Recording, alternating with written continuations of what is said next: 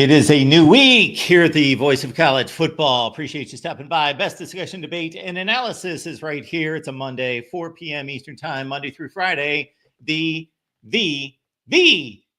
College Football Show. Emphasis on the. All right, leave those comments and questions there in the chat. Here's the deal today.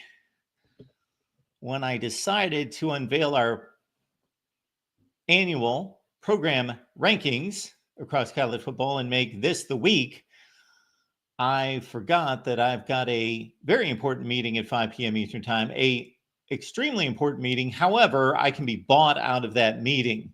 So we'll go $200. We get $200 in the chat, and we will move on and continue through our program rankings. So this is going to be, it looks like a week-long project of unveiling our program rankings here at the Voice of College Football, because again, we are up against it today. But if you kick in and we get the type of contributions that we are going to factor into missing an important meeting, then we'll do that. And we'll just continue on with the program rankings. Otherwise, never fear, no issue. We'll do an hour show today, and we'll be back Tuesday, Wednesday, Thursday, and Friday, and probably be able to get to the rest of the program rankings coming up on Wednesday, because we've got a full packed show on Tuesday with three excellent guests, including Ryan Abraham from Inside Troy. He's the founder of 247 Sports on the USC platform. We've got Kevin McGuffey covering Kentucky football, last word on college football. And we've got Isaiah Hull from Wolverines Wire stopping by. That is on Tuesday. But this is Monday, and we remind everyone that, folks, we've got the Amazon link in the description section of all the videos, including this one. So please check out the Amazon link. When you shop on Amazon, please use the Amazon link. And again, we're going to go with program rankings, but it's also a pretty historic day in college football in terms of in the courtroom, in the proceedings that we will run down here in just a second. Basically, nothing's been determined at this point, but it is opening day of what could be a historic week in college football. And once again, as we go through the program rankings, you can keep me around if you would like. You can keep me around if you'd like, but if not, we're good for an hour. So we can do that. All right, so first of all, in college football, the glasses are needed.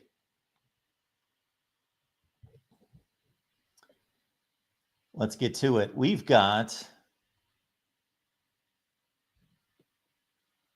this is headlining. So before we get to our program rankings, hearing begins for $2.8 billion NCAA settlement could lock in seismic changes for college sports.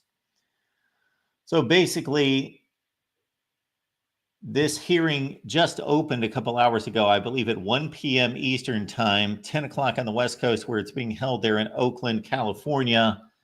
Federal judge opened the final hearing for the landmark $2.8 billion settlement that will impact every corner of college athletics by saying she will not be granting formal approval on Monday.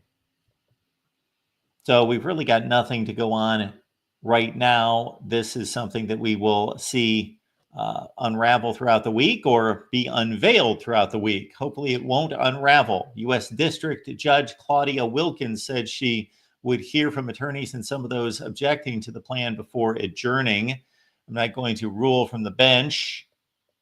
Wilkins said at the start of the hearing, which had about 100 people, including attorneys, past and present, and future athletes and reporters in attendance. Testimony was expected from critics of the sprawling plan that was hashed out last year by attorneys representing the NCAA and other defendants, and those representing thousands of current and former athletes. LSU gymnast and influencer Olivia Dunn was among the 18 people scheduled to testify, though she was expected to appear via Zoom. Wilkin already had granted preliminary approval of the settlement involving the NCAA and the nation's 5 largest conferences. The changes would begin July 1st, clearing the way for each school to share up to $20.5 million each with their athletes. Again, until it's finalized and approved, I am going to cut it short there rather than just read and read and read and read, but we will certainly deal with it from there. Oh my goodness, look at this. I did not see this coming.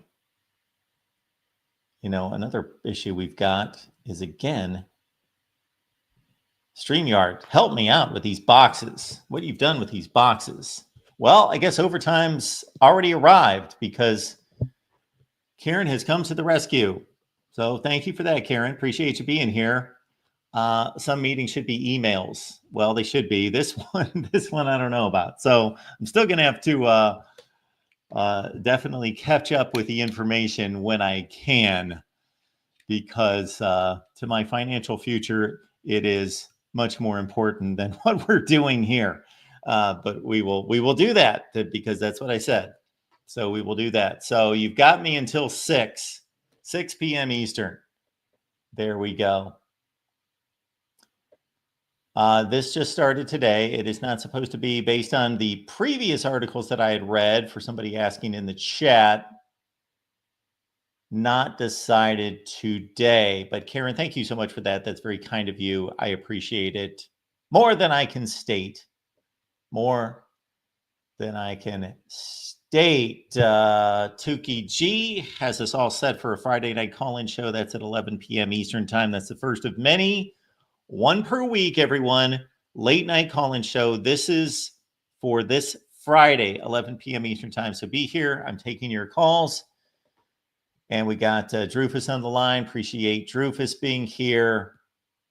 What is going on, Trojan Fight? Trojan Fight, you're going to be awfully happy because the meeting that I had just prior to jumping on here, what was that all about? Well, that means that we've got USC shows starting next week on Monday.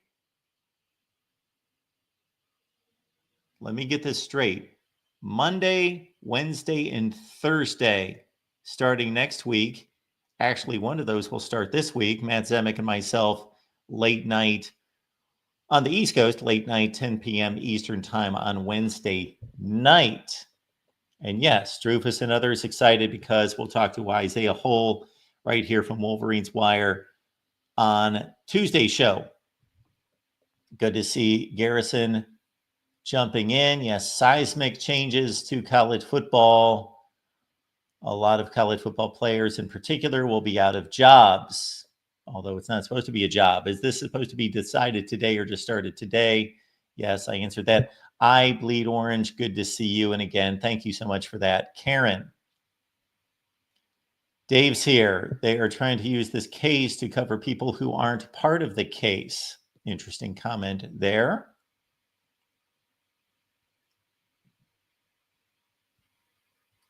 I bleed orange. Thank you so much for your contribution. That is much appreciated. Minnie just got here.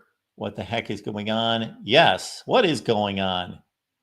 Spaz is in the building. Mark, are the channels okay? Do we need to push more content to help super chats? I don't know what that means. It sounds like maybe a direct message should be sent to me. Anyway, everything is fine. Everything is fine. No, I just came on here for those just jumping on the line and stated that I really have an important meeting at 5 p.m. Eastern time that was scheduled after I had decided we're going to unveil program rankings, which also included me forgetting that April 7th was going to be the date of this mega hearing. And so if anything drops from this hearing while I'm on, please let me know there in the chat. But we kind of set you up for the $2.8 billion settlement hearing today. And again, they've only been going for 2 hours at this point. And so I don't expect there to be a final ruling today, from what I understand, especially with 18 athletes and coaches speaking at the hearing. And then, so I simply said, I've got to get out of here in an hour unless you can encourage me to stick around for longer than an hour because I've got an important meeting at 5 p.m. Eastern time. But I no longer have that meeting because we're going to kick it to at least 6 to get in some program rankings. All right. Good to see Timothy and Troy here as well. Let's get down to our program rankings. We do this every year here at the Voice of College Football. And this particular year, as with many other things around here, I am taking the lazy way out. I used to produce videos and put together graphics and all that sort of thing. Not this year. This is what you get this year.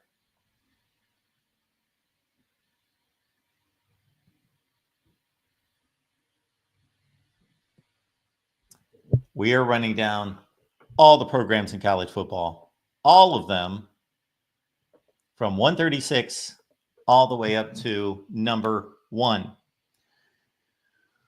Will we get to number 1? I don't know if we'll get to number 1 today. This might be a week-long project. I am also going to leave the call-in line there in the chat. Is that going to make for a messy show? Yeah. If you are calling about the program rankings, yes, I will take your call. If you are calling about something else, I'm going to hang up on you. So fair warning, this has happened in the past where it doesn't happen often where I say, this is the only thing we're talking about. That doesn't happen often. I usually leave it wide open for you to talk about anything you'd like, but every so often I say, we're only talking about this. So if somebody calls and starts rambling on about, I don't know, let me just pull a random topic. If they start talking about BYU 1984, if I know that's unimaginable that I just picked this random year and this random team, but if it would happen that somebody would call in and just want to talk about BYU 1984, I'm not even going to explain the hang up. Okay. But that's where we start on our list at number 136. So what do I have to say about these teams? Well, before we get started, I want to be clear. This is not a historic ranking. This is not a all-time ranking by any stretch. It is a current program ranking, although Kent State might be at 136, even if this was an all-time ranking. They've been that bad. This is the school with the worst winning percentage in the history of the sport. Let's pay some homage to Kent State. There we go. Kent State helmet. Front and center. There we go. Notre Dame, take a back seat. Sit here with me. Kent State is number 136, and that's historically and that's now. It's both. It's the worst winning percentage school in the history of college football. And let's understand, though, that since this is a current ranking, what is going on right now is what is impacting the ranking. But things that have happened historically obviously impact what is going on right now. If it was simply a reflection of 2024 going into 2025, then it would very much be ranked based on the records from last season and projected records for this season. No, it's more than that. It is, I would say, that those factors that are more historic, more brand oriented, that I believe still factor into what's going on right now, then those hold more weight. So let me make an example. If Nick Saban was still the head coach at Alabama, so 1 year removed, if we went back to last year's program rankings, all the data, all the evidence, the roster, everything involved was Nick Saban's. But he was no longer the coach. So I had to make some kind of projection on how much is this impacting this program that he is no longer the coach. Some programs go through coaching changes and there is great impact to it. We have a zillion examples of that. I think that is more so the rule, that head coaching changes and staff changes have huge impact, because we can go through every program in the country and 90% of them, we can look at successful seasons over the last 10 or 15 years, and we can look at unsuccessful seasons. There's only so many places, like, I got to go there, Ohio State, that they just keep rolling. And it's pretty much been the same program for 30 years. And then on the downside, other programs that have been awful, and it doesn't matter who they hire, they continue to be awful. So here's the punch list. This is what I put together as the punch list of what I'm considering. The current team, the current head coach and coaching staff, and how much that current staff and that current head coach is linked to their most recent results. A lot of these teams, as we go through this, especially in the group of 5, have new head coaches. So did I evaluate that coaching hire to be a plus or to be a minus? You've got the brand, you've got the tradition, you've got the image, you've got the resources, you've got recruiting, you've got potential. Now, am I really factoring in potential much? No, potential is kind of a synopsis of all these other things I'm talking about to a certain extent. The trajectory of the program. Is it headed in the right direction or the wrong direction? Conference affiliation. If it's a close call between a Big 12 team and a Big 10 team, look where the money is, look where the prestige is, look where the power is. Yes. And then also considering fan support. Did this team disappear for 5 years or 10 years, Nebraska, and still pack the stadium? That means a lot. That you don't have to win back fans, that you don't have to coerce your fans to watch you play.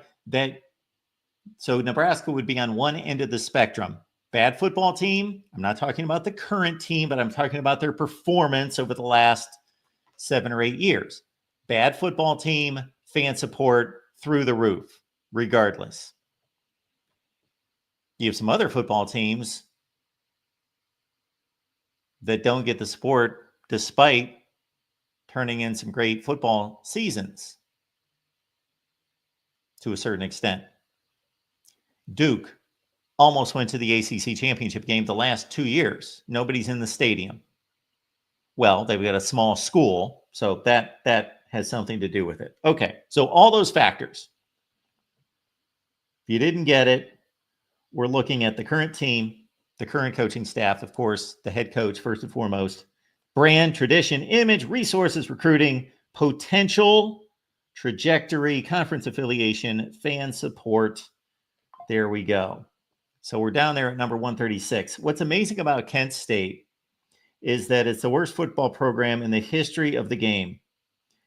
And it has produced 3 Hall of Fame head coaches: Nick Saban, Lou Holtz, Don James. It has produced Super Bowl champions all over the place.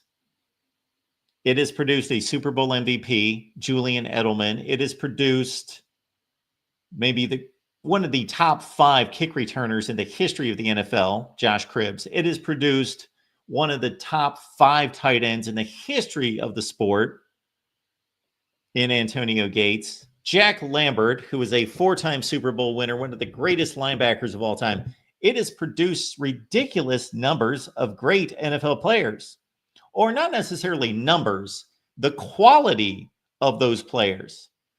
James Harrison, who was a great linebacker with the Steelers of Super Bowl lore of 2008, a Kent Stater. It's amazing, but it's the worst program. They went 0-12 last year. So what I have there is their 2024 record followed by their 3-year record. So Kent State is 6-30 the last 3 years.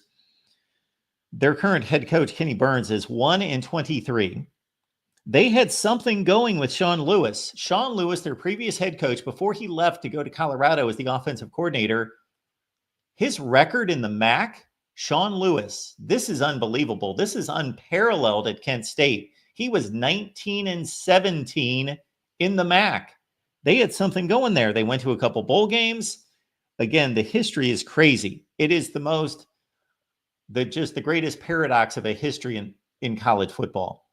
Great players, great coaches, all-time greats, can't win football games. Kent State, 0-12, my alma mater, there they are, the worst football program in history. The voice of college football went to the worst football playing school in history. How about that? We should tout that more often. All right. Minnie says Lewis is a great coach. I love that guy. Really? All right. Didn't know that we had any opinion there. Kent State was the inspiration to one of the best Crosby, Stills, Nash, and Young songs. Of course, it was. The Pretenders had a song too. They talked about, but of course.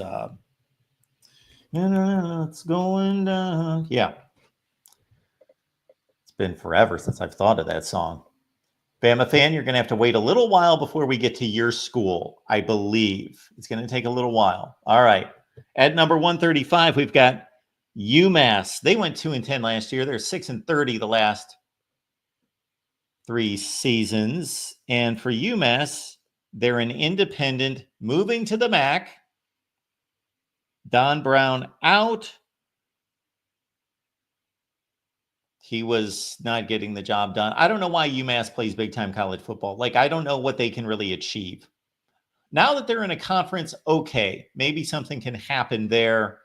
I think it's better that they're in a conference. Being an independent, if you're somebody like UMass and you're an independent, what in the hell are you playing for? They have not had a winning season since joining the FBS in 2012. So that's 13 seasons, all losing seasons. Joe Harasmiak, the Rutgers defensive coordinator, takes over as the head coach there. This school is 8-56 the last 5 seasons. UMass is number 135, held up by the Golden Flashes of Kent State. And Andrew tells us that Don Brown is going to Washington to coach with Jed Fish again. All right. You may not be familiar with the next 2 schools. And you may say, Mark, Missouri State and Delaware, they are joining the FBS. So why would they not be last? Don't you just automatically put them at the bottom? Nope. That's not how I do rankings. We do them a little bit smarter here at the Voice of College Football than other people do that just say, oh, that guy's a new head coach. We'll put him last in the conference. No. When it comes to coaches' rankings, you will see that if there is a new head coach, I give him a neutral ranking, meaning he has not done anything yet. Give him a neutral ranking, meaning everyone that I believe is not doing a good job, I put below that coach. I don't just automatically say, you're new, so you're at the bottom of the rung. No, you're not. This is partially a projection here. So we've seen in recent years, like James Madison in particular, and others, Jacksonville State, these schools perform much better than the worst teams in the FBS. And so we may see that here soon out of Delaware, the Blue Hens, and Missouri State. So for right now, I've got them at 133 and 134. For Missouri State, they were 8-4 in FCS play last year. They're 17-18 the last 3 seasons. They're going to Conference USA. Their head coach is Ryan Beard. He's 12-11. Missouri State is moving up to the FBS despite only a .481 all-time winning percentage. They're still making the leap. And Real MVP, thank you so much for being here and letting everyone know to hit the like button. Edward, Mark, is this your ranking or someone else's? All right. So that's a good question. First of all, it's my ranking. Yes, we tout my rankings. The only reason I ever bring up anyone else's rankings are basically for 2 reasons. Either number one, I didn't have anything to talk about that day and I just grabbed somebody's rankings. Number 2, I came across somebody's rankings and deemed them to be completely incompetent and just thought, this is going to be fodder and I'm just going to rip this person to shreds for being inept and incompetent.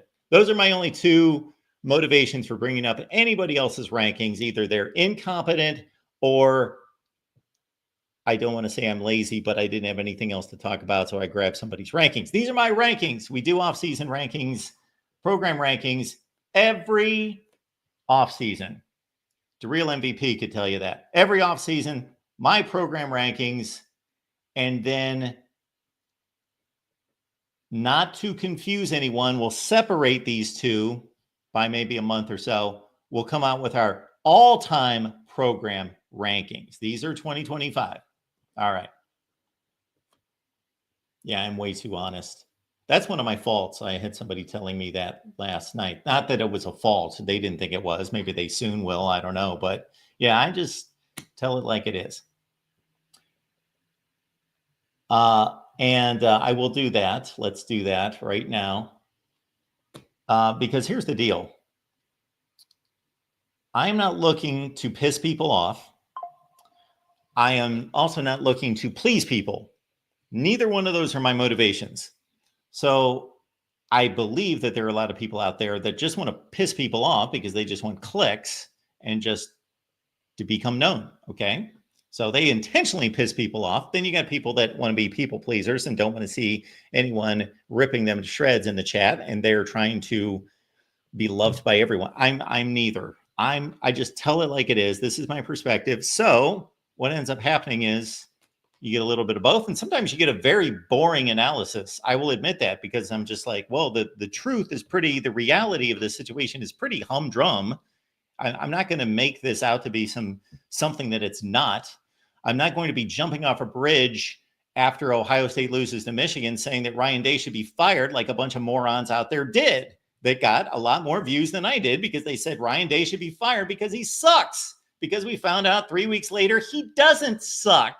He knows what he's doing. He's a good coach. And who told you that? I did. But that was not a accepted analysis of Ryan Day's job at the time, because people live by their emotions and not their brains. Same thing with Jim Harbaugh in 2020. I had Michigan fans running all over the place telling me that he should be fired. He sucks. Get rid of him. Start over. And I said, no, he's a good coach. Keep him. That wasn't very popular.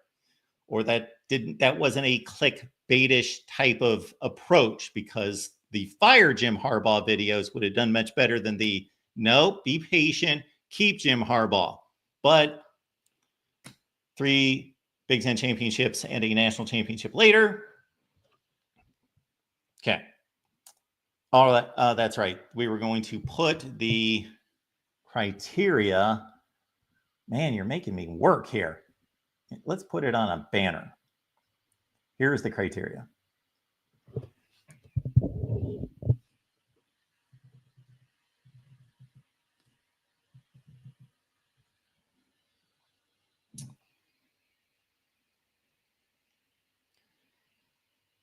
In no particular order, except I will say that the current team and the current coaching staff is the most important factor here. And whether this program in particular, the one that we're looking at, has proven to be successful regardless of coaching changes and changes in rules and so forth and so on, or has been all over the place.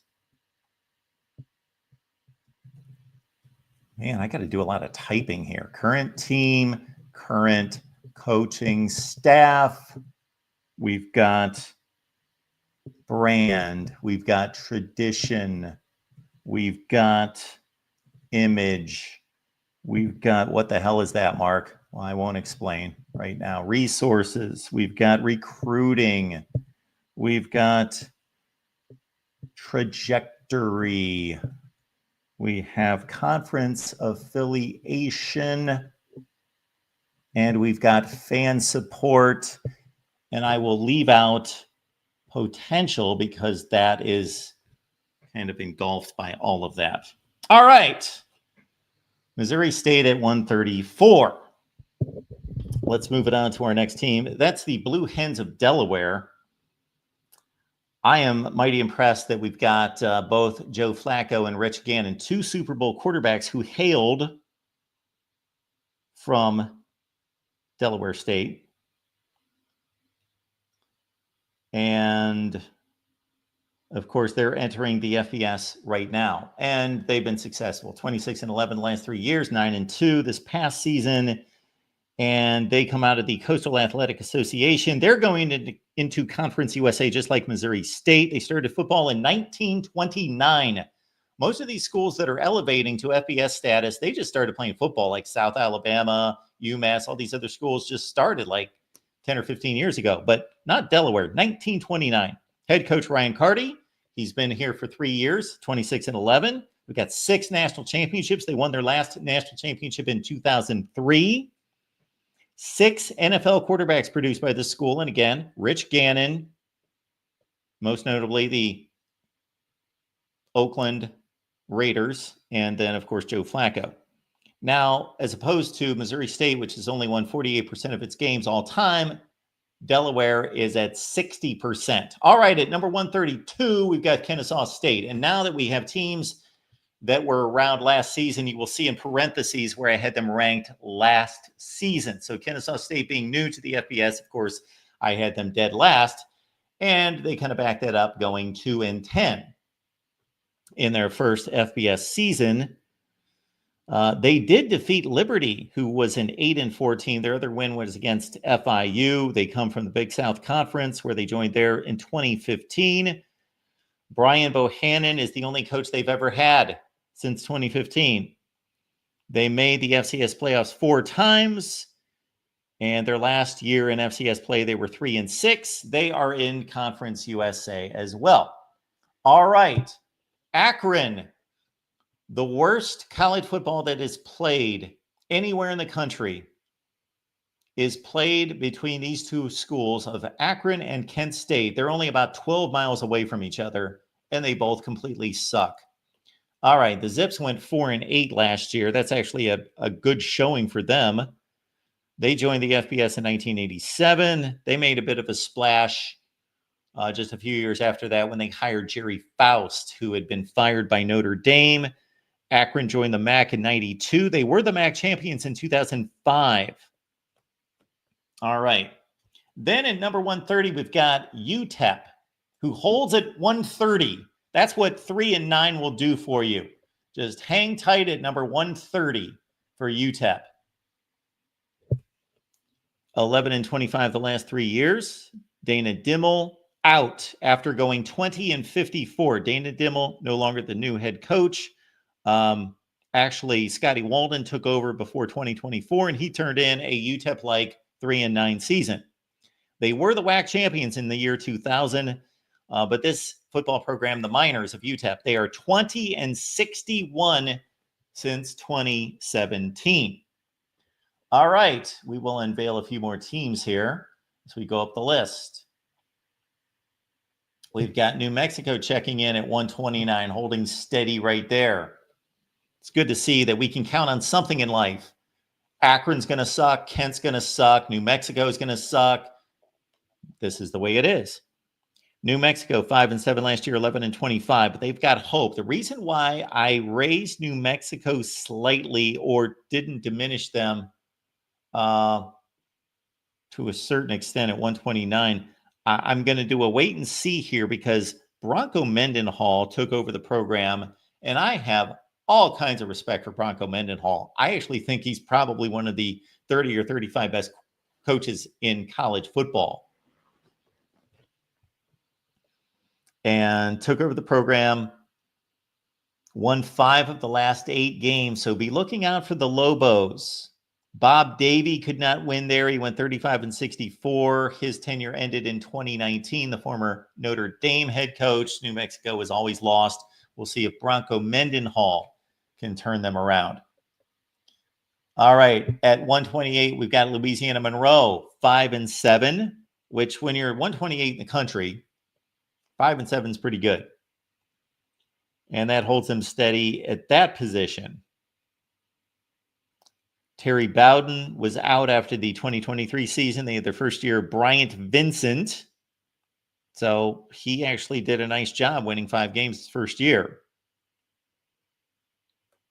And Brian Vincent was the interim coach at UAB, did a nice job there, 7-6, but they fired him in favor of Trent Dilfer. He was the OC at New Mexico, rebuilt the offense there. The last time Louisiana Monroe had a winning season was in 2012. They are 40-91 since then. All right, up the ladder to 127, we've got Charlotte. And you will see the rankings start to jump around here pretty soon. But pretty much I did not intend this in regards to 4 or 5 consecutive rankings being exactly the same as they were last year. That's just how it played out here. So for Charlotte at 5-7, they bring in the former Ohio U coach, Tim Albin, who did a heck of a job in Athens, Ohio. 30-10 his last 3 seasons. He had a contract dispute, so he went to Charlotte. Charlotte football since 2015 is 37-78.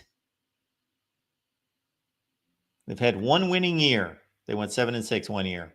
That's Charlotte football, but they got a really good coach now in Tim Albin replacing Biff Poggi. All right, at 126, interesting program here because they've been successful in the past, and that is our friends at Nevada. What's going on here? Help me out. Can I get some help there? I guess not. The Wolfpack, 3-10. My favorite thing about this Nevada season last year is that they played 13 regular season games. So they went 3-10. They're 7-30 the last 3 years. Ken Wilson out after 2 years. They brought in Jeff Choate. He was the Texas co-defensive coordinator, was the Montana State head coach for 4 years. So he had his first season this past year at Nevada, 3-10.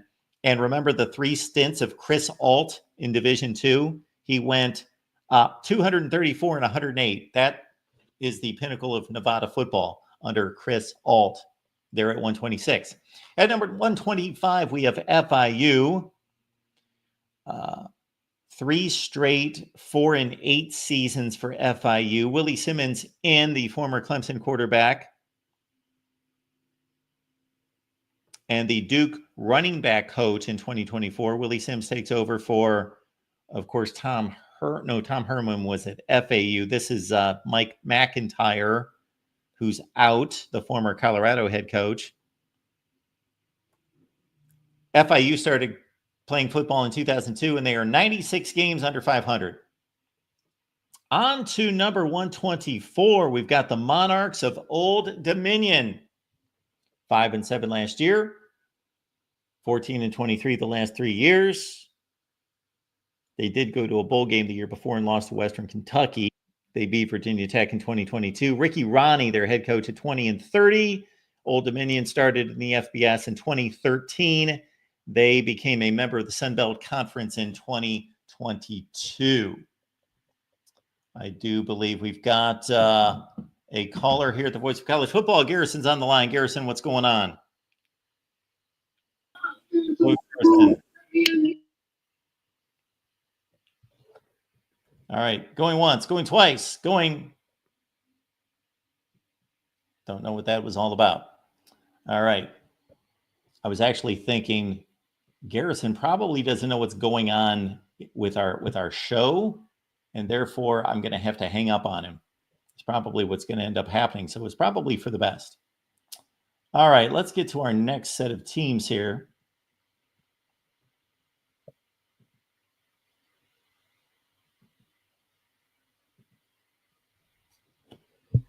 All right. You can't see them now, but just trust me. At number 123, we've got Rice. Mike Bloomgren was the head coach. He got fired after going 26-54. They brought in Scott Abel. He went 47-28 at Davidson. So he's the head coach now. Rice's last winning season was 2014. Historically awful. Awful now, awful always. Rice.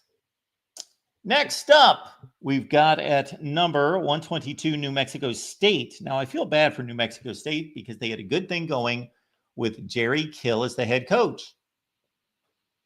But he had health issues just like he did at Minnesota and had to give it up. And they went 10-5. They won 10 games with Jerry Kill 2 years ago. So they bring in their wide receiver coach, elevate him to the head coaching position, and they're back to being New Mexico State at 3-9. But I held them higher than a few of these other programs despite the 3-9 season because I just think that if they could win under Jerry Kill, then it is possible. They have a 40% all-time winning percentage. Good question there, Sean Garner, asking about who will be the lowest ranked Power 4 team. So it's not a team, it's a program ranking. So don't necessarily expect Purdue just because they went 1-11. This is a program ranking. It's not an all-time program ranking, but it is a current program ranking. And I will say I probably should have gone through this one more time. I did put a lot of time into this, but I should have probably breezed through it one more time just to make sure I didn't have any inaccuracies, but that's okay. FAU's at number 129. I'm sorry, 121. They went 3-9. And for FAU, Tom Herman's gone. He went 12-24. Zach Kitley is in as the Texas Tech offensive coordinator the last 3 seasons. FAU, of course, had Willie Taggart as head coach. He went 15-18. They've been a program since 2001. Lane Kiffin is the guy that's had the most success at FAU, winning 2 conference titles. At number 120, we got Sam Houston. And I will remind everyone that we did leave the link in the call-in in the chat. The call-in link is there in the chat if you'd like to call me, but please call me about the rankings. All right, we move it up to number 120, and quite the leap for one Sam Houston. 3-9, then 10-3. They beat Georgia Southern in the New Orleans Bowl. Look at that. 2 years, 3-9, 10-3. Got to give them some credit for that. Unfortunately for them, we'll now have to see if Phil Longo is going to be a decent head coach because they lost their head coach to Temple. So if you're weighing Sam Houston and Temple, I guess Temple's a better job. I guess they paid this guy more money, Casey Keeler, to go to Temple. But I don't necessarily know if I would go to Temple from Sam Houston because Sam Houston looks like they've got some potential to win. And I guess Matt Rule got it done there at Temple and a few others. So it's possible. So anyway, new head coach there at Sam Houston. But based on last season's results, I figure let's bump them up. Ball State's at 119. They went 3-9 last year. They're 12-24 the last 3 years with Mike New as their head coach. Mike New must have a lot of job security. Mike New is 40-62, and he still has a job. 40-62 for Mike New. They did win the MAC in 2020. They've been playing FBS football at Ball State since 1981. Now at number 118, dropping 20 spots after going 1-11 is Southern Miss. 11-26 the last 3 seasons. In that 1-11 season, they did not defeat a team in the FBS. They beat an FCS team. Will Hall is out as head coach. Charles Huff is in. He can coach. And Southern Miss has a pretty proud football tradition. Brett Favre, of course, would be the standout athlete there. They also had the really good Miami Dolphins. Patrick Surtain is a Southern Miss grad. Jeff Bauer is the best coach in the history of the school. He was there for 17 years. Larry Fedora hails from Southern Miss before he got the North Carolina job. Also Todd Monken before he went to Army. They all won 60+% of their games. So you can win at Southern Miss. They've been good in the past. They're now in the Sun Belt Conference, but it's been a bad situation here as of late. But they got a new head coach in Charles Huff. All right, we move up to number 117 and the Temple Owls, 3-9. And yes, they've gone 3-9, 3-9, 3-9 the last 3 years. Temple is notoriously awful. They finally fired Stan Drayton. They brought in Casey Keeler. We talked about, Casey Wheeler, who comes in from Sam Houston, where he did a heck of a job. He won national championships at Delaware and Sam Houston. And when you're in the American Conference in terms of Group of 5 play, you're obviously playing in the toughest conference. But guys like Al Golden, Steve Adazio, Matt Rule, The NFL city doesn't help. They get completely overshadowed. I don't even want to call it overshadowed by the Eagles. That's not even an accurate depiction. They're a ghost in the town. They are a ghost. There are ghosts in the stadium when they play. They play in the NFL stadium like nobody cares. Temple at 117. Central Michigan at 116. 4-8 last year, 13-23 the last 3 years. Matt Drinkle, he was the co-OC at Army. He comes in after Jim McElwain retired. McElwain, of course, the former Florida head coach, 33-36. The school does have 7 MAC championships since 1979 when they joined the league, but the last one was 2007. So it's been 18 years of championship-less football for Central Michigan. We are here at the Voice of College Football. Appreciate you being here for the College Football Show, Monday through Friday, 4 p.m. Eastern Time. Make it a habit, folks. Make it a habit. Moose has Michigan State at 136. Close. If you missed the beginning of the show, obviously check out the rankings later. I would agree, Sean. Charles Huff going to Southern Miss is strange. He was doing a nice job.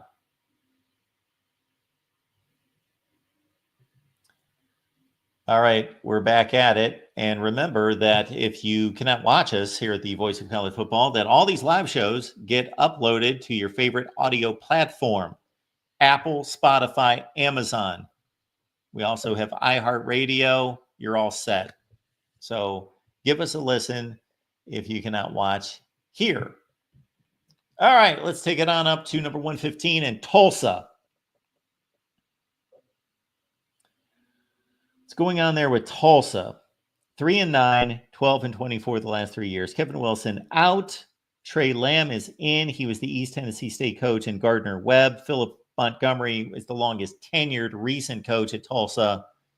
He went 43-53. He had one nice 10-win season, but other than that, Philip Montgomery was almost 20 games under 500. Tulsa has not won for a long time, and after 3-9 last season, they got a nice, healthy drop of 21 spots. Superseded at number 114 by Texas State, 8-5 last year. G.J. Keen is 16-10 after Jake Spadoval got the boot at 13-35. So look at the contrast there. I took this into consideration. Jake Spadoval, the head coach at 13-35, he gets booted after 2022. Now we've had 2 seasons of G.J. Kinn, and he's 16-10. Texas State in the Sun Belt Conference since 2013 at number 114, a healthy rise after 8-5, up 6 spots. Up 3 spots is Eastern Michigan, despite only going 5-7. So this is obviously not a ranking in a vacuum or a silo, because we would not raise Eastern Michigan 3 spots going 5-7. But consider the position of where they are at 113. There's not a whole lot expected. Number 1, number 2, there were some other teams that did horribly that dropped. 5-7, 20-18. Chris Creighton is the head coach. He's 57-75. He's been there for 11 years, and he's 57-75. Still has a job. Now, if you go back to 2022, they went to the MAC championship game, but this is a school that's only won 45% of its games all time. Eastern Michigan at 113. Bowling Green. I hear they've got a new head coach at Bowling Green. His name's Eddie George. He takes over for Scott Loeffler, who left for the NFL. Bowling Green's gone to back-to-back bowl games, but now it's a completely different era. They got Drew Pine coming in as the former Missouri, Arizona State, Notre Dame quarterback. Bowling Green, Eddie George. I think that's a huge hire. He's known. That's a big splash hire for Bowling Green. Well done for Bowling Green. Actually, not based on necessarily what they did last year, but I gave them a bit of a tick up to 112 because of Eddie George. Yeah. Well, that's why I just said that. Drew Pine transferred to Bowling Green. I thought you were giving me some news there, Timothy. All right, at number 111, we've got UConn. Interesting football program there at UConn. So they just started playing big-time college football about 20 years ago. And Randy Edsall did a heck of a job there. They won a Big East championship. They at least tied for it. And you might win some bets that if you listed out maybe a multiple choice of teams that have made a all-time BCS bowl game that actually UConn did after 2010 and playing Oklahoma. They didn't play the full COVID year. They went independent after the Big East demise. Now they've got Jim Moore as head coach, and I don't think the school's good enough, the resources are good enough to keep them afloat and keep them winning every year, but he's a really good head coach. That's all there is to it. Think whatever you will about Jim Moore. He knows what he's doing, and he's getting out just about as much as you possibly can out of UConn football. 9-4 this past year. They were, when he took them over, they were arguably the worst program in the country. But again, 2 bowl games in the last 3 years. Did have a sandwich year that was pretty horrific at 3-9, but 9-4. UConn goes from 125 up to 111. Moose, this list is not based on last season. Does that factor in? Well, of course it factors in. Oh, here we go. Look at Karen chiming in with a good idea. This is a good idea, actually. If someone can pick the top 8, if we get to the top 8, I've only made it up to number 111, and we're an hour into this. This might be a week-long project. We'll see.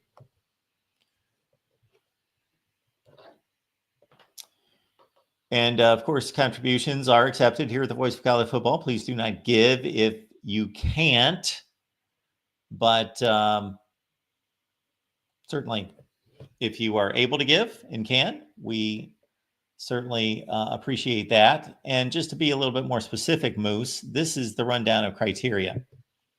It's based on your current team, your current head coach and coaching staff, your brand, your tradition, your image, your resources, your recruiting, your trajectory that we've seen with a number of teams already, your conference affiliation. The easiest example I can give of that is that if I have 2 schools ranked closely and one's in the Big Ten and one's in the Big 12, well, the Big Ten school, money, prestige, TV rate, everything involved.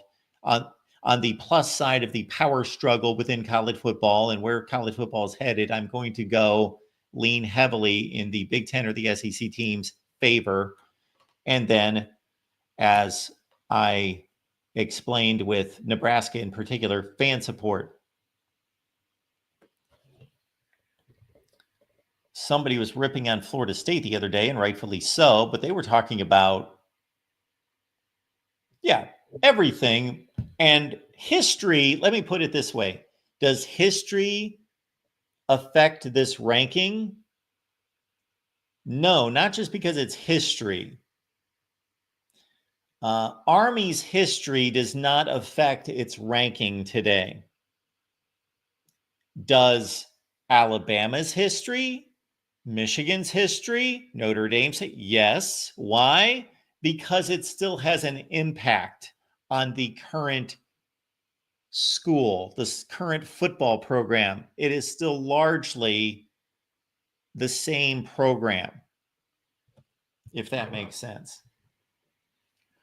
Army's history is ancient history that has not helped them at all. So this is not a historic ranking, but history can impact certain schools, certain teams, and have led to their continued success or them continuing to be atrocious. Like if Kent State would have had a better year last year, and if they would have gone 4-8, they would still probably be number 136, possibly. All right, let's get back to, we're at Colorado State at 110. They were at 8-5 last year. It's the best year they've had in a while. 16-21 the last 3 years. Jay Norvell had a nice little turnaround season last year. Now, this is a program that's only won 47% of its games all time. But they had a nice run under Sonny Lubick, ending in 2007 at 108-74. And this is a program that is off to the newly formed Pac-12. Up to 109, we check in with San Jose State. San Jose State, it's funny because Brent Brennan was the head coach there. He went 7-6, 7-6, 7-6 at the end of his run there. And he goes to Arizona. And their new head coach, Ken Niumatalolo, well, of course, he did a great job at Navy for most of his stay at Navy. Well, he comes in and goes 7-6 as well. San Jose State's not a stellar football program, but they did a nice job of bringing in a strong head coach here in Ken Niumatalolo. They had a few bad decades, but they've been pretty good in that 7-5, 7-6 range over the last 5 or 6 years. At number 108, speaking of Navy, there they are. Coming off a nice 10-3 showing. So Brian Newberry is the defensive coordinator who took over for Niumatalolo, who went 109-83, even though his last couple of years were awful. Of course, this is the school that was quarterbacked by the great Roger Staubach, who won a Heisman Trophy.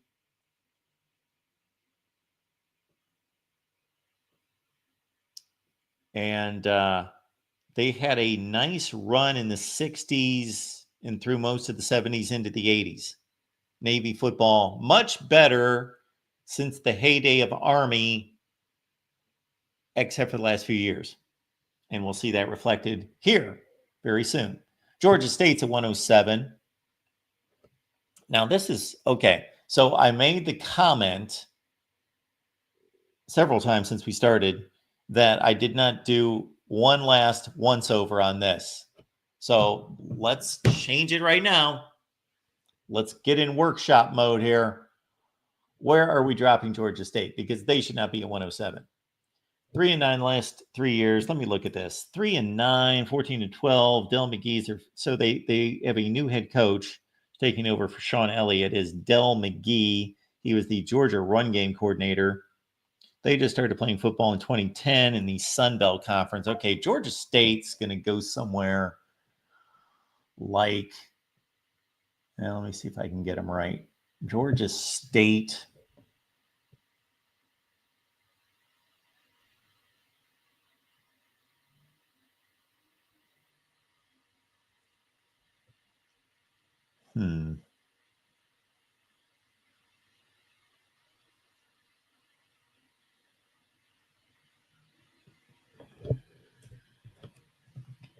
There's Georgia State. Whoop, that completely botched me up there. They dropped to 126. Let's get them out here. So there's our first little adjustment right there. All right. Georgia State drops. There we go. Got to fix that. Noel Sage. Appreciate you being here at the Voice of College Football. Thank you for the contribution. Middle Tennessee. I always thought this was hilarious. Rick Stockstill was there forever. He coached 213 games. Rick Stockstill, he went 106 and 107. He won a conference championship. Rick Stockstill, his first season there, 2006. He finally left after 2023. Derek Mason, our buddy from Stanford and Vanderbilt lore, also was at Auburn as defensive coordinator. Derek Mason came in, went 3-9. They're 15-22 the last. We'll see if Derek Mason can turn this thing around, but this is just not a good football program. But they were at least 500 under Stockstill for close to 20 years. So we got Middle Tennessee at 106. I wasn't going to plummet them just based on 1-3-9 after going 500 for all those years with a number of bowl appearances. Western Michigan at 105. 6-7 last year. Tim Lester, of course, fired after going 37-32. Lance Taylor's been there for the last 2 years. And remember what PJ Fleck accomplished there in 2016 when they went undefeated and went to the Cotton Bowl. So that shows you, I guess it can be done. Do we expect it to happen again? No. Western Michigan at 105.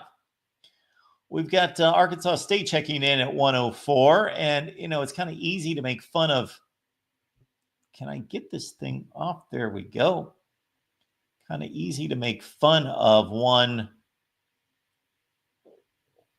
Butch Jones, but he did have a decent season there. Finally, 8-5. And Arkansas State, 8-5, 17-21. Blake Anderson had a heck of a run there. Think about who Arkansas State's head coaches have been in the last 15 years. You got Gus Malzahn, Brian Harsin, Hugh Freeze. They all had success. They had 5 conference championship game appearances in a row at one point. Started playing football in 2001. 1992, they went to the FBS. Sun Belt in 2001. Arkansas State rises from 107 to 104. Then we got Jacksonville State. And, of course, this is where I had to make a bit of a call. Jacksonville State probably would have taken a bit of a leap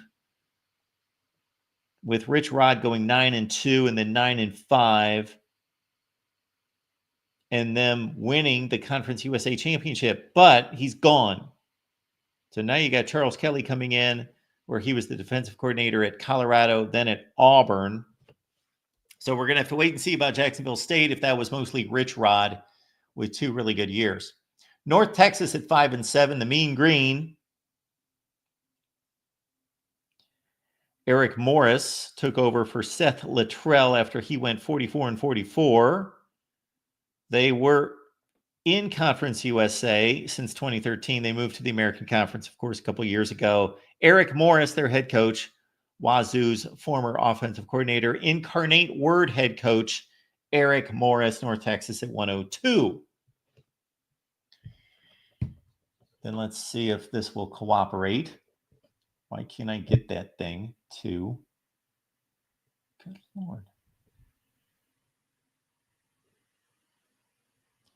All right. At number 101. Oh, yeah. The Warrior Rainbow. Hawaii.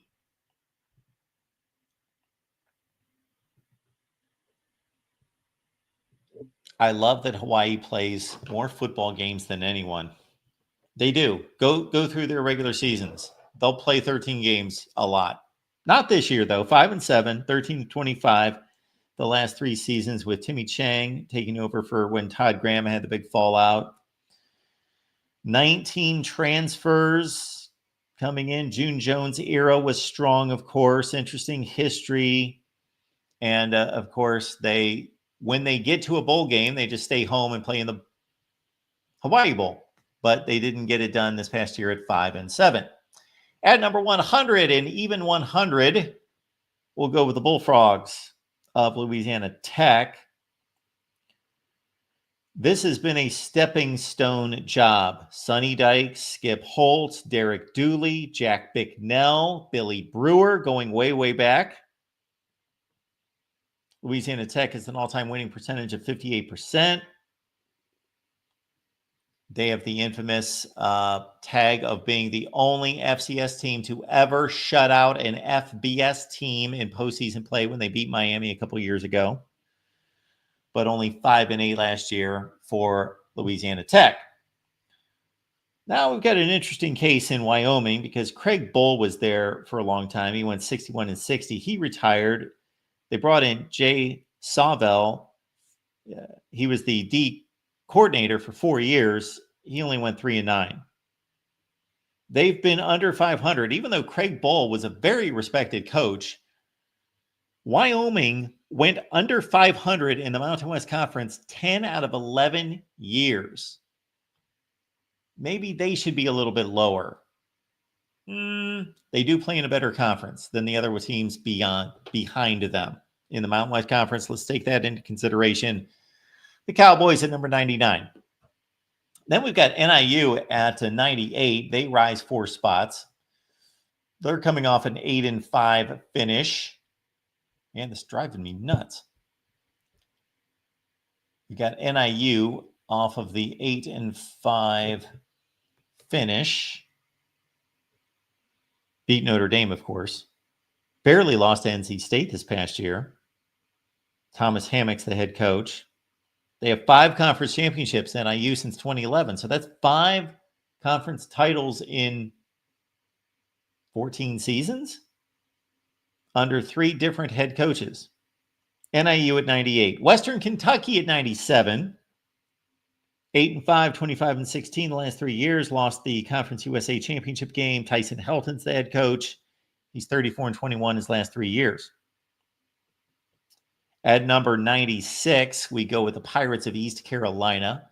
They have been up and down, up and down, up and down in recent years. Had a horrible 2023, bounced back to 8-5. They beat NC State. Mike Houston is the head coach. Really, this is the best place they've been in a decade or so. They were really down for a long, long time. ECU at number 96. Now we check in with Georgia Southern at 95. They are 8-5 in 2024, 2019. Clay Helton is the head coach, of course, of USC fame. Georgia Southern's played in the FBS since 2013. Willie Fritz won a Sun Belt Conference title there. And Georgia Southern has played in 6 bowl games since 2015. The Buffalo Bulls, all over the place, up and down, up and down. Lance Leipold, of course, the head coach most recently after going to Kansas. We got Maurice Lindquist, the former Michigan co-DC, out after 2023. Bring in Pete Lembo, who had a great first season at 9-4.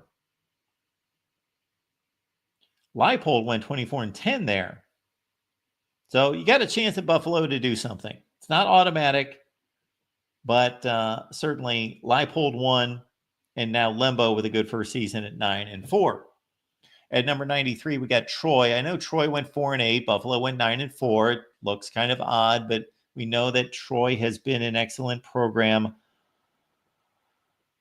under Billy Napier, of course. I'm sorry, Neil Brown was there, not Louisiana. Neil Brown, 3 straight 10-plus winning seasons. John Sumrall was there and had a top 25 finish in 2022. He's gone to Houston. So you got Gerard Parker. We'll just have to wait and see after a down first year for him, but only his first season. That is Troy's worst season since 2014. So a 10-year run of success. We're not going to dock them too much, but they did fall from 86 to 93.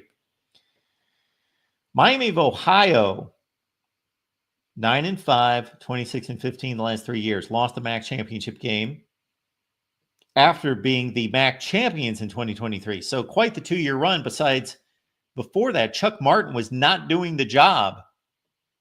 Think about what Chuck Martin has accomplished the last 2 years. He was only 45-59. Now he's 20-8 the last 2 years. And of course, Miami of Ohio is the cradle of coaches. Woody, Bo, Bill Mallory, Dick Crum, Randy Walker.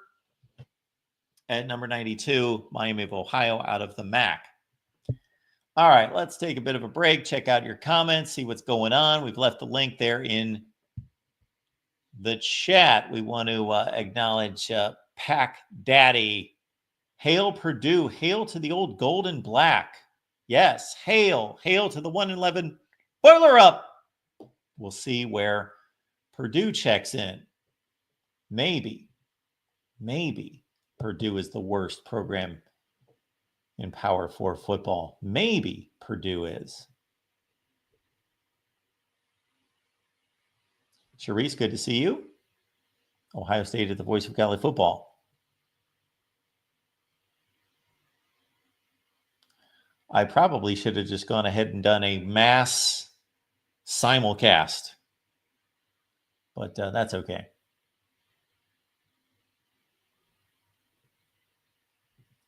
Let's keep rolling. Let's move it on to our next team, which would be South Alabama. Kane Womack coached through 2023 there. Then he thought being the Bama DC was a better gig than South Alabama head coach. So he left. Major Applewhite came in. Houston head coach, South Alabama offensive coordinator.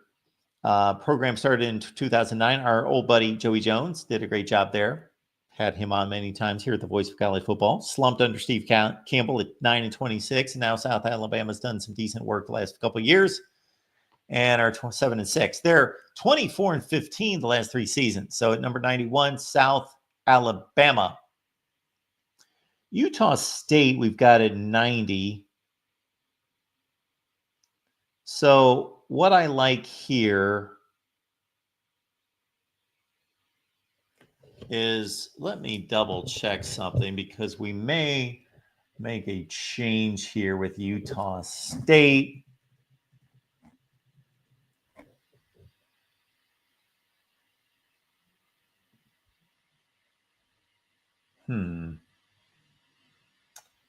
Yeah, this is what gave the bump here. Yes. Despite going 4-8, they hired a head coach who is way above their level. And that's Bronco Mendenhall. That's why I gave Utah State the bump. Wanted to check on a few other things there. So Bronco Mendenhall is in 140 wins, 88 losses at Virginia and at BYU. Blake Anderson did a great job at Arkansas State. Won the Mountain Conference, the Mountain West Conference in 2021. Nate Dreiling didn't do such a hot job in 2022 and 23. But they've had big winners there with Gary Anderson, his head coach, and also Matt Wells. Utah State, you can win there. They didn't last year, but now they got a really good head coach in Bronco Mendenhall at number 90. How do we weight that against James Madison? 9-4 last season. And when we started these rankings, a lot of people have the theory that you put the newest teams at the bottom. I don't completely go in on that philosophy. And this is a school that has bucked the odds. Great job by James Madison. Number 89, 9-4, 28-9 the last 3 seasons. Kurt Signetti, of course, did a heck of a job. He went to Indiana. They bring in Bob Chesney. He was at Holy Cross before this. 8-3 in his first season.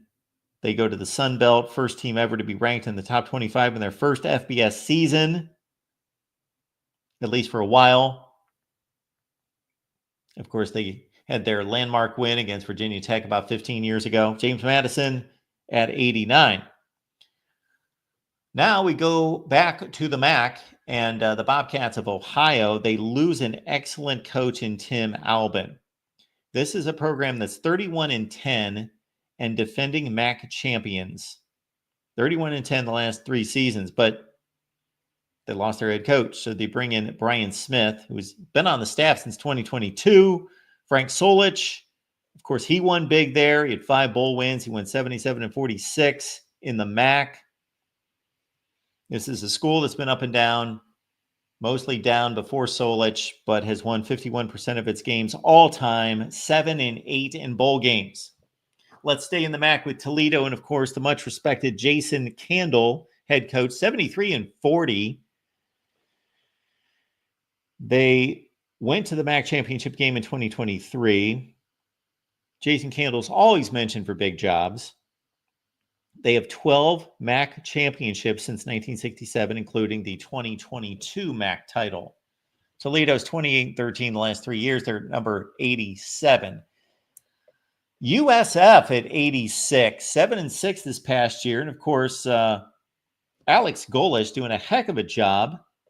This is a program, South Florida, that was 8-37 since 2019. Of course, they were really good under Jim Leavitt in the 2007 and 8 range. They got a new stadium. They're moving out of their NFL stadium at Raymond James. And there we go. South Florida at 86. Louisiana, we talked about Billy Napier. Of course, he won big there. Tim Lager is the head coach currently at 22-18. They did make the Sun Belt Conference Championship game, went 10-4. Good run for Louisiana at number 85. Anything going on in the chat? Yes. The great Matt Groth at quarterback.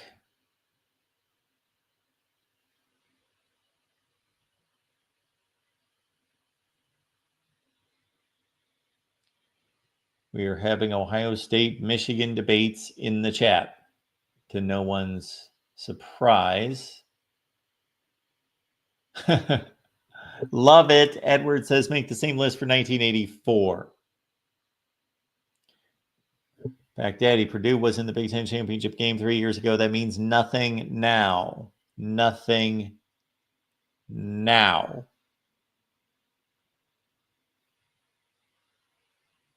If they still had the same coach and coaching staff, maybe it would mean something, but it does not. Appreciate your contributions here at the Voice of College Football. My name is Mark. You've reached the Voice of College Football. We've got a heck of a lineup coming up on Tuesday. We've got Ryan Abraham from Inside Troy stopping by. Reign of Troy. Ryan Abraham, 247 Sports. We've got Kevin McGuffey from Last Word on College Football covering Kentucky. And we got Isaiah Hull stopping by from Wolverines Wire. Our On the Move show is a recruiting transfer portal update live that we do with Leanne Herring every Tuesday at 1 p.m. Eastern Time. Be looking out for some prime time shows from myself and Leanne coming up soon.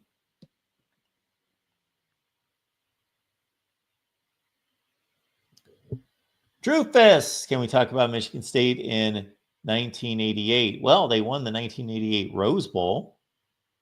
We can talk about that if you'd like. I'm not going to talk about it for long with Lorenzo White and Percy Snow.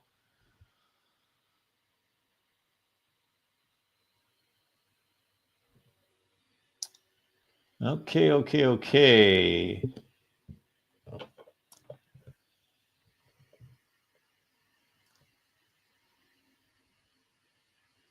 Moving on. Number 84 is UAB. I think they're going to get dropped.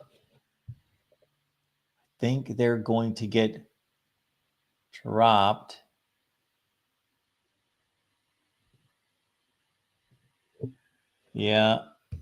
Trent Dilfer not doing as good a job as I thought. Now, UAB, Bill Clark was phenomenal there.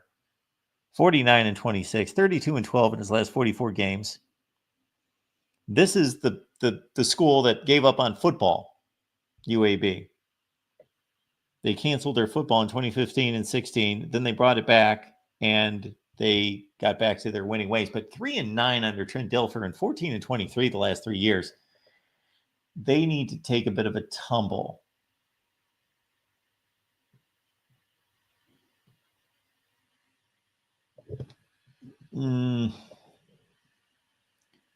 They are not as good a program as them and them and them and them and them and them and them.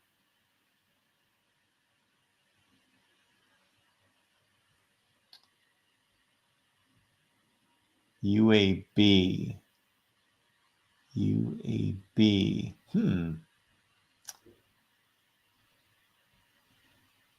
Oh, what's going on here?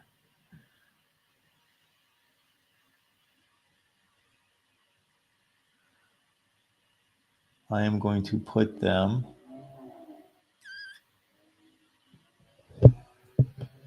there. They took a tumble. UAB went from 83 to 114. So now we got to kill them there. All right.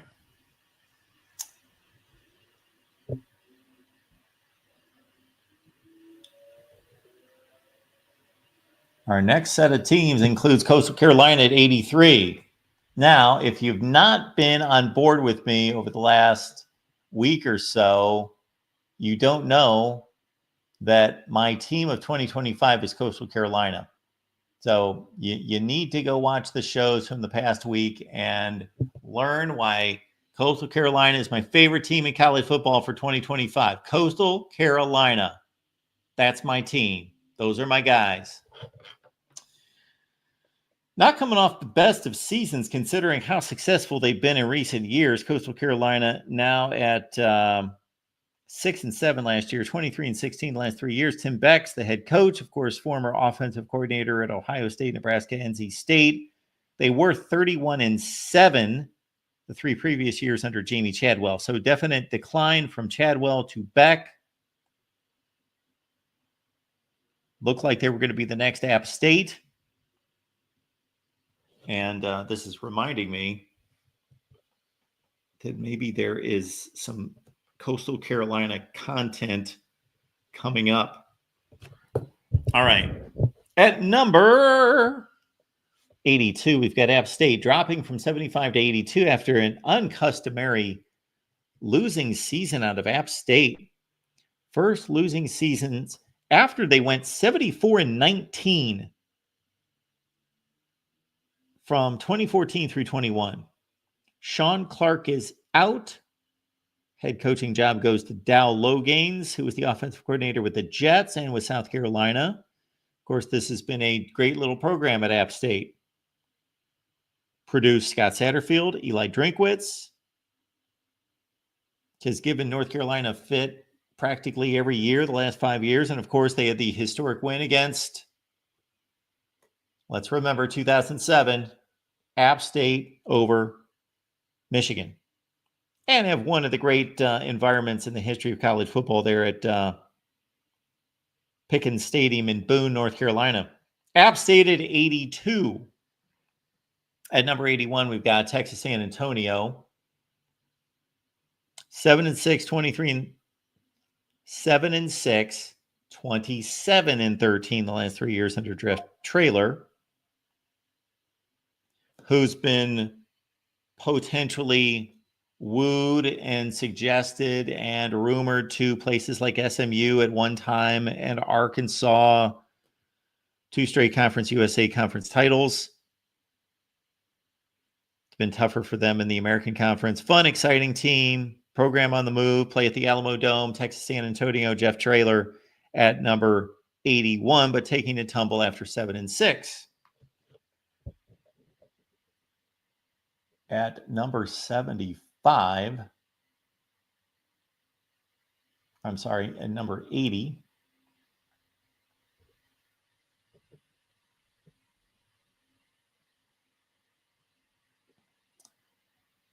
At number 80, Marshall. We are 10-3 last year, 25-13. Could not play anyone in a bowl game. They didn't have enough players. So I don't know how that's going to impact them this year. I'm sure they picked up a few players.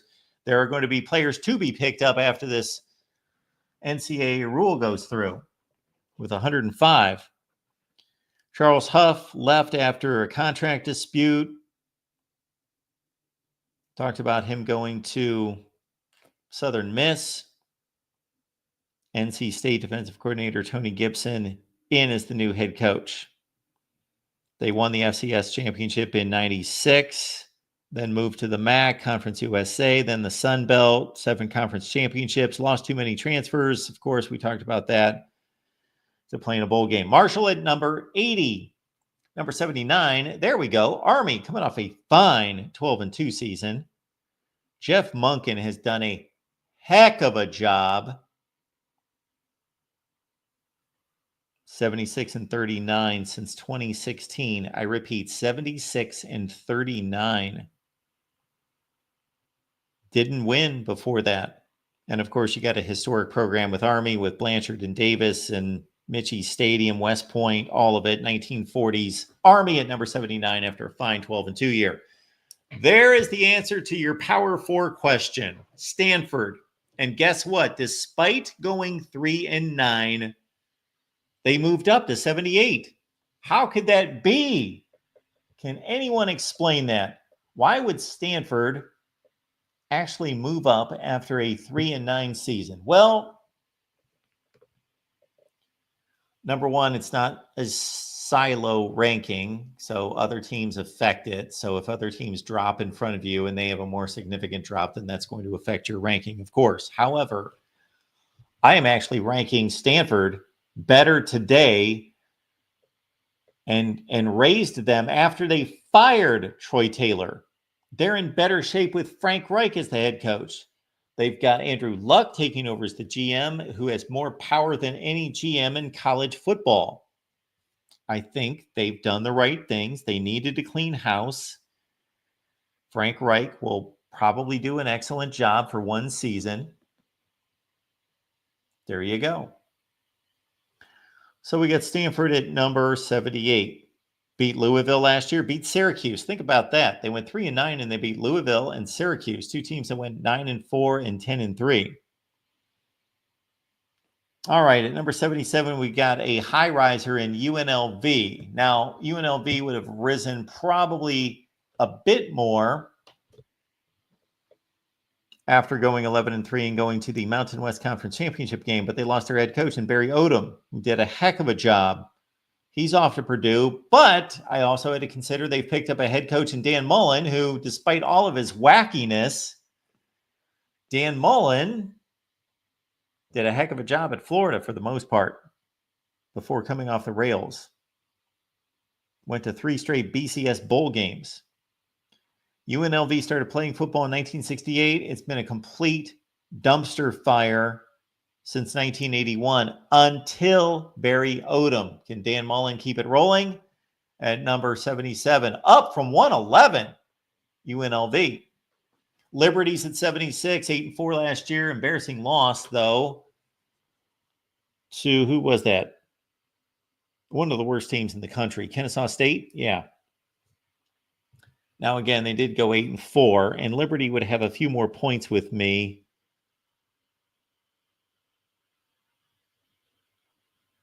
Jamie Chadwell doing a heck of a job. Now in Conference USA. Kind of looked upon with Chadwell getting it going after Hugh Freeze's stint that this was the next great group of 5 program in the mold of Boise State, UCF, Cincinnati. At number 75, we got Houston falling from 72 after 4-8. This was Willie Fritz's first season, taking over for Dana Holgerson.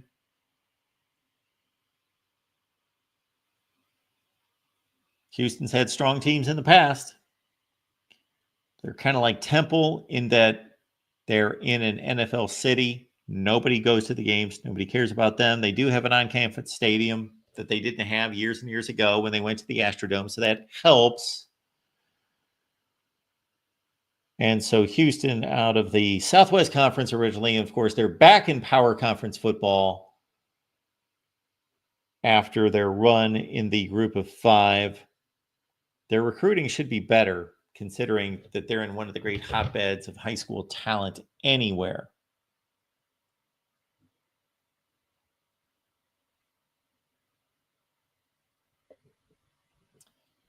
We do appreciate everyone being here at the Voice of College Football. Your contributions are welcome. Thank you so much for everyone that's contributed today. Don't know if we will make it through the entire list today. Well, we shall see. We will go through program rankings throughout the week. But on Tuesday, Kevin McGuffey, Last Word on College Football, Isaiah Hull, Wolverines Wire, and Ryan Abraham from Reign of Troy. Great lineup. Also recording with Matt Moscona from ESPN, New Orleans, Baton Rouge on Tuesday.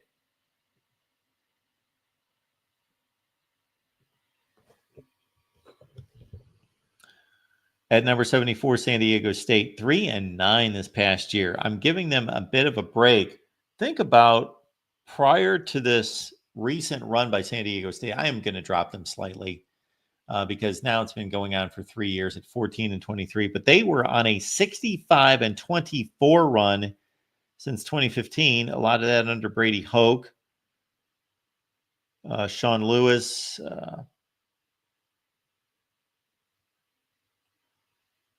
Did a heck of a job at Kent State. He went 24-21 at Kent State when they were 14-45 before him and 1-23 after him. San Diego State at 74. Going to take a tumble.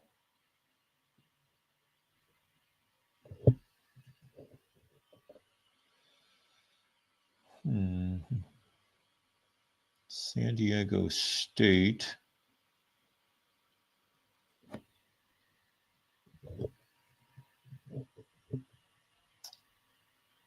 Drops down there. Where are they? They dropped down to 89. Shoot, what was their previous? Let's go find them. 71. Okay.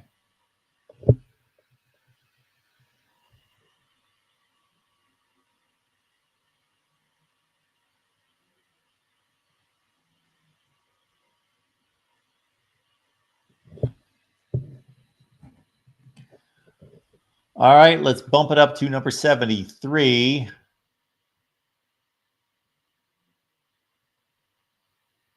And who do we got? Number 73, Washington State. So we know the deal with Washington State and Oregon State. They hung around the Pac-12. It became Pac-2. They had a weird little two-team league. They had to go out and try to forge together a schedule. The Mountain West kind of bailed them out in terms of scheduling. Washington State came through it pretty well at 8-5. But that was not an 8-5 that you would see in the Pac-12. Jimmy Rogers is their new head coach from South Dakota State, taking over for Jake Dickert, who went off to Wake Forest. Of course, Mike Leach won there. Mike Price won there. Nobody knows where Pullman is. This new conference situation is strange. They're basically playing in another Mountain West conference now, so they should be able to compete. But in terms of a national ranking, it falls to 73. Air Force had a down year at 5-7 that dropped them from 69 to 72, despite the nice 3-year run of 24-14. Our good buddy Troy Calhoun has had a good run there. He is 46 games over 500. We know that the situation with the academies is so much different. These guys actually have important purposes in life to deal with. Air Force at 72. At number 71, we got Cincinnati out of the Big 12. 5-7, 17-20. That's in the last 3 years with Scott Satterfield, the head coach's spot. He went 1 game over 500 at Louisville. Don't know how long he's going to be able to keep his job. Luke Fickell, of course, casting doubts that he's really as good as many of us thought at Wisconsin, but 57-18 at Cincinnati. And there we see the Bearcats trying to make that adjustment. They were at 5-7. Now we're starting to get the power conferences to show up a little bit more as we delve into Virginia at number 70.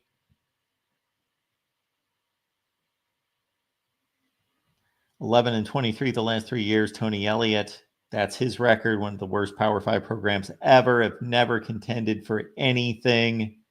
Last time they won a conference championship, they split the ACC in 1989. Tough academic school. Program has not progressed. They may land in the Big Ten, though. Virginia's at number 70. Let's check the chat.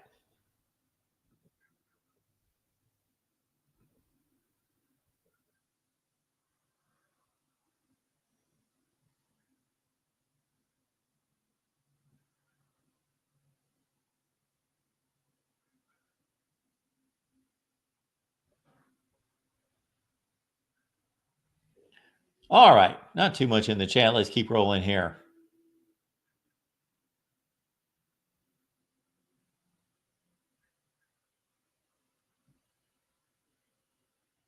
Yes, Keith letting us know that Ohio State cheats more than anybody. Yes, of course they do. They cheat more than every. Keith, of course, this is just pure coincidence, is a Michigan fan. It's a Michigan fan. That's a shocker. Okay. Next up, we've got Fresno State at 69. They're down from 63 after a 6-7 year. Of course, Jeff Tedford did a heck of a job, 35-18. Matt Ensign from USC after Tim Skipper didn't do the job. Fresno State has traditionally played well against power conference competition. They've been really strong. But 6-7, though, look at the record before that, 19-8. Fresno State at number 69. Oregon State, of course, much in the same boat as Washington State. We'll see what plays out there. Jonathan Smith did a miracle.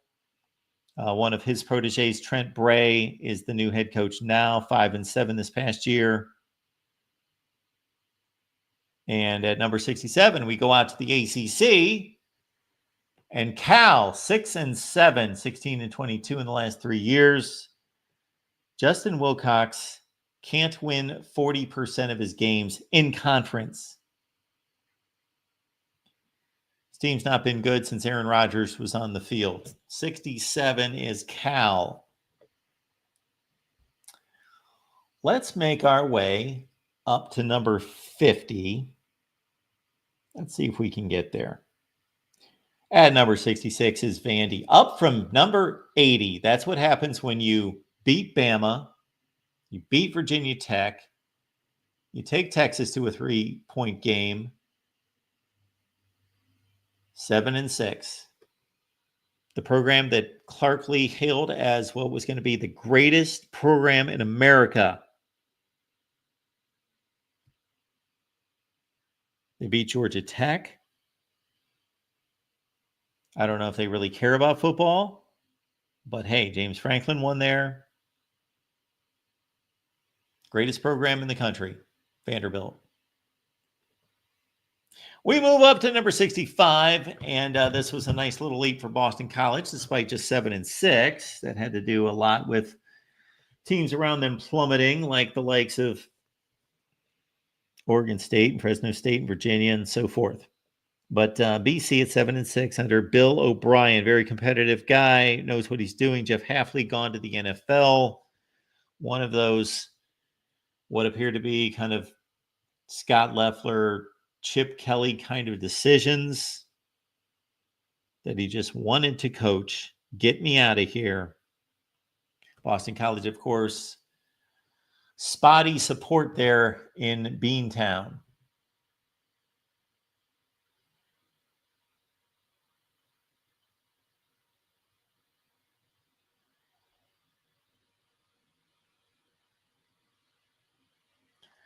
Nothing interesting in the chat. Let's keep it rolling.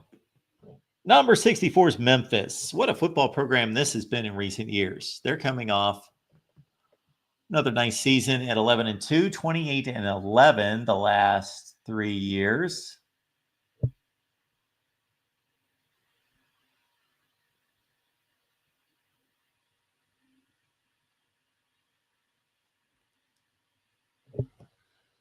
And you got Ryan Silverfield, the head coach, 42-21. Of course, it's been Justin Fuente and Mike Norvell in recent years. They had their best decade pretty much in the history of the school.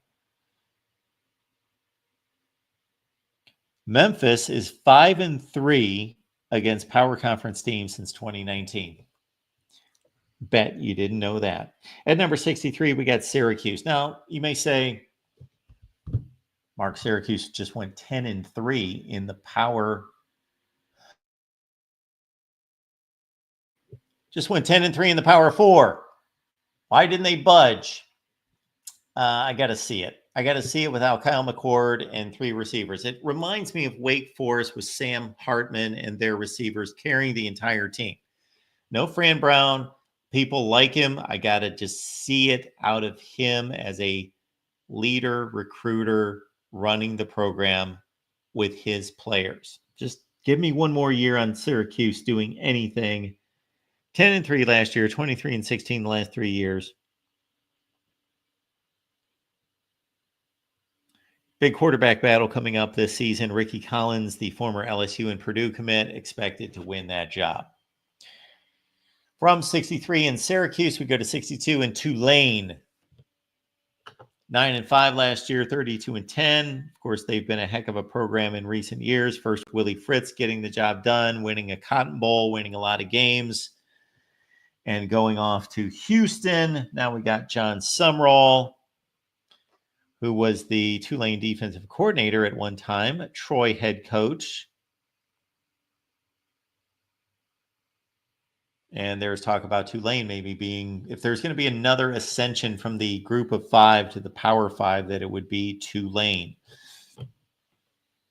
At number 61, we've got Wake Forest and Jim Clausen, of course, or Dave Clausen, Dave Clausen, who I have respected as one of the best coaches in college football, finally stepped down. For a second consecutive 4-8 season, they bring in Jake Dickert from Washington State. Clausen had a run of 67-69. He did go 18 games over 500 from 2016 to 22. There are serious limitations at this school to building a winner. This is the classic developmental program. Wake at 61. At number 60 is Purdue. Purdue was the worst team in the nation.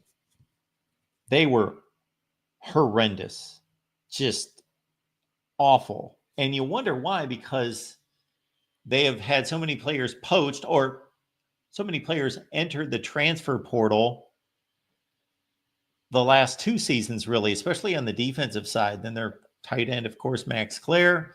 A lot of good players at Purdue, but they won 1 game against an FCS team. Jeff Brom showed it could be turned around. So Barry Odom's going to try to do what Jeff Brom did, what Joe Tiller did 25 years ago at Purdue. At number 59, we got Baylor and the up and down status of one Dave Aranda. Takes over as a bad season, kicks it into gear, goes to the Big 12 championship game, wins, goes to the Sugar Bowl, then regression, then back and forth and back and forth. Last season, a nice little bounce back at 8-5. And of course, Dave Aranda features defense, and Baylor is only 17-21 the last 3 years. But again, coming off an 8-win season.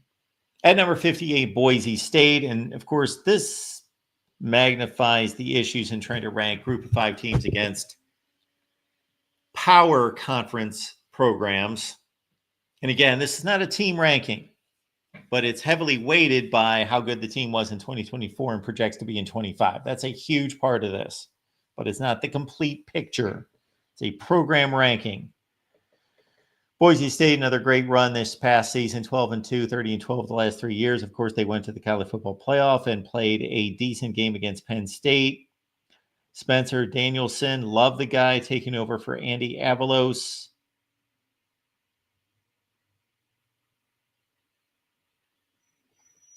This is the model. This is the model of the group of 5. This is the legacy that Boise State leaves. They were the leader of the group of 5, competing with the big boys.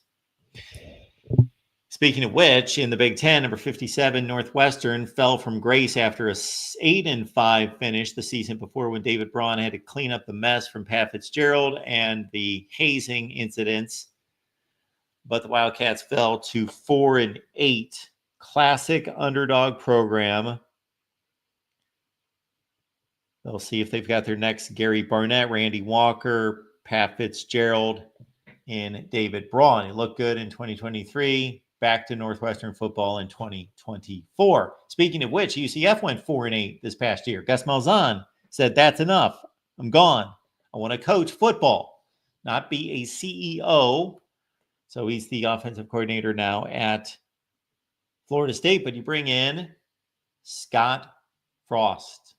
Can he do it again? Can he do it a second time at UCF? Well, my cautionary tale for most fans out there that believe history repeats itself, check out any coach who returned to the same program, and none of them did better the second time. They all did worse. John Robinson, Bill Walsh,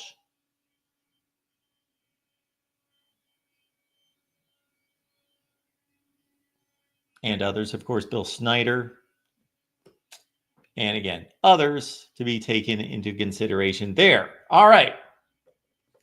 Minnie says UCF takes a jump. What's a jump? 8-4? Is that a jump?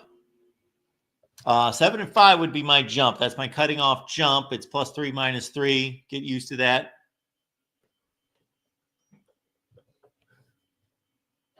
That is the guy that once took over an 0-12 team and turned them into 12-0. So maybe Scott Frost. Maybe there's something about Scott Frost in that that gold and black. Maybe it just suits him.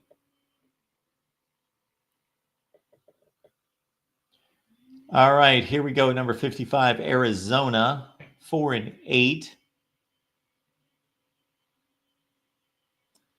So they lost Jed Fish. He did a heck of a job. Rich Rod did an okay job. Kevin Sumlin did a deplorable job. A couple big names. Then they bring in, of course, Jed Fish, who had never been a head coach. His last season, 10-3. That turns into the Washington job for him. Brent Brennan comes in, and this team was awful last year, despite having one of the best quarterbacks, young quarterbacks in the game, and Noah Fafita, and of course, Trey McMillan, a wide receiver, one of the best in the country. They just got mauled week after week after week. This program has won in the past. They can win if they've got the right guy. I don't know that that's Brent Brennan. 4-8 at number 55. We're having conflict. This is a shocker between Ohio State and Michigan fans in the chats. Cherie says, Moose more dominant. Yeah, there's really no comparison between these two football programs in the last, if we're talking the last 5 years, there's a huge comparison, of course, and Michigan has won the games. But, check out my live stream from a couple weeks ago when we went through the Ohio State-Michigan comparing of the programs. It's not really a comparison. All right. At number 54, we've got Kansas, 5-7. Lance Leipold can coach. Now, they had a bad year last year, but once they hit November, they beat Utah, BYU, somebody else that was a major player in the conference. It'll be interesting to see if they can contend one of these years, because this was the worst program in the Power Five for a long, long time, going back to Mark Mangino and, of course, Todd Reesing and company in 2007. Kansas is at number 54. Duke. Now, of course, Duke was going to fall apart when Mike Elko left. Not so fast.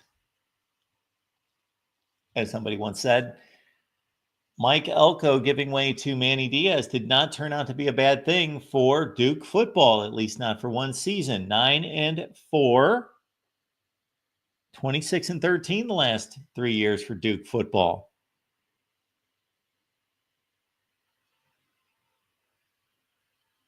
Manny Diaz getting his second shot in the big time, and that's what happens many times, is that when a coach comes around that second time, he is better prepared for a big job. So at number 53, we've got Duke.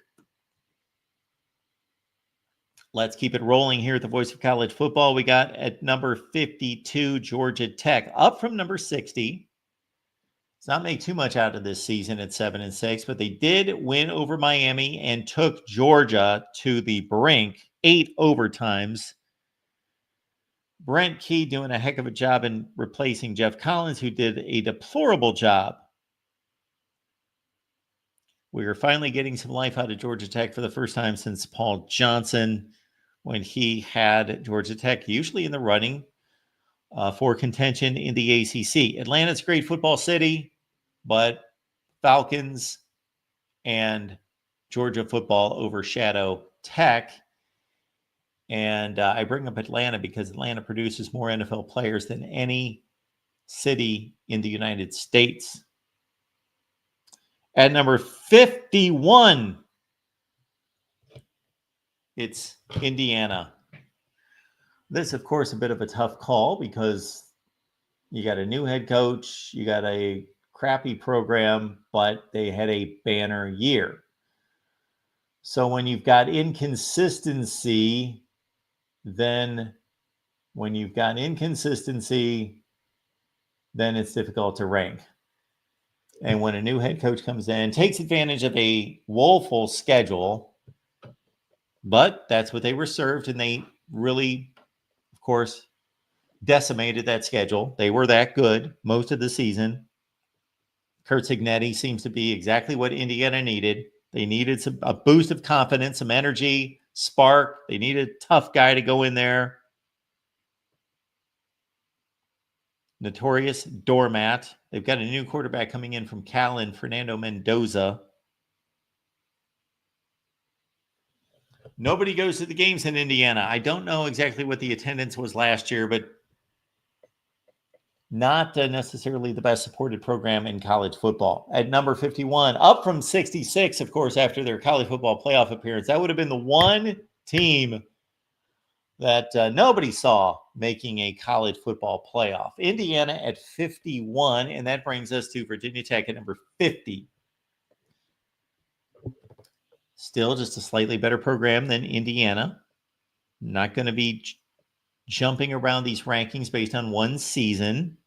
Greg Schiano doing a nice job, 26-34. Of course, Rutgers has been awful forever, and they were getting their heads kicked in the Big Ten for close to 10 years, like brutally kicked in, like 50-7 every week. Barely could win any games. You bring in Brent Pry. See, the issue I have with Virginia Tech. So Karen chiming in at UGG 50. I don't know, maybe I should have asked Karen where she would rank Virginia Tech football. But here's the deal. Great fan support. They built a brand thanks to Frank Beamer, of course. He's the guy most responsible for it. And he took over a bad football program that accomplished nothing before he got there. He built it into, at times, a top 10 program, usually top 15 to 25. But the end of his run was not spectacular. It was decent, still going to bowl games, still winning 7-8 ball games.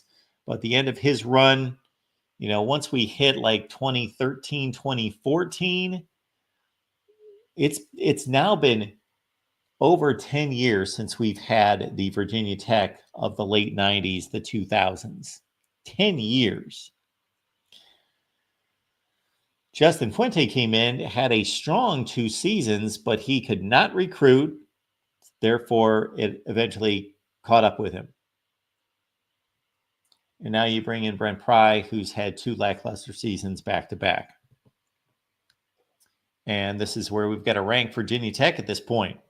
Number 50 in the country. Well, Karen, considering where this conversation started, and with your generous donation, this would be a good place to just end it right here. It just seems like perfect synergy here. The nice contribution at the start, Virginia Tech fan. We ended Virginia Tech, even with me wanting to stop at number 50, not knowing that was Virginia Tech.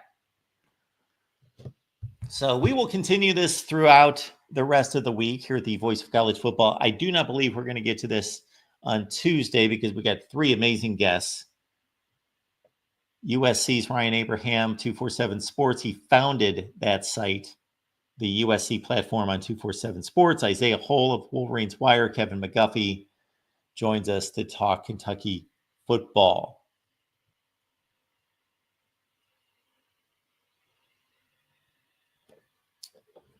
All right. We are at number 50. We are headed to number 1. Who could that possibly be? I believe I have debated it. I think that there are truly only 2 answers, 2 really feasible answers right now. This obviously has been Alabama's spot for a long, long time as the number one program in college football. Had a few pushes from Clemson, 2015 range to 2020. Few pushes from Georgia, of course. And then you could say Georgia was the best program in college football. I don't know that it still is, but there is definitely an argument. Jim, thank you so much for that. Please hit the like button. Minnie, thank you for your contributions as always.